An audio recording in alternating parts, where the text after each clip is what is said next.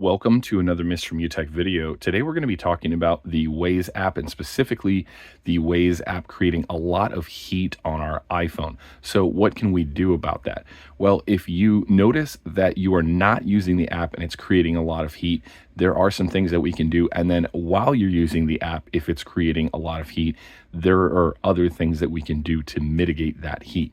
So if you're noticing your iPhone is just overheating, even though you're not using the Waze app, you may want to look and see if the app is running in the background. And you can do that by opening your iPhone settings and then going to the battery. And then when you go to the battery, you're going to scroll down until you get to this section here where it shows the apps that you're using. Now, if I select Waze down here, you're going to notice that there is a lot of activity in the background, even while I'm not using the app. So what you can go ahead and do is back out of this.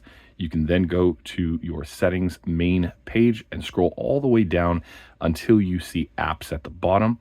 And then what you're going to do is look for the Waze app on the next screen. Now I have iOS 18, so if you have a later version or rather an older version, you're going to see that app on the previous page.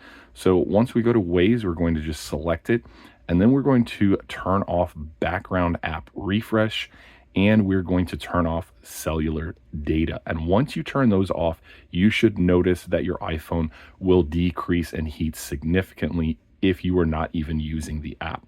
Now, if you want to use the app and you're just having overheating issues, the other thing that you can do is going back into that battery section of your iPhone under settings. You will notice that in the battery section, there's an option for low power mode. And once you turn that on, that is going to decrease any data that is being used in the background on your iPhone significantly for multiple apps, including Waze. And this should help decrease the heat quite a bit with your iPhone. But that's basically it. Hopefully these tips are helpful for you guys.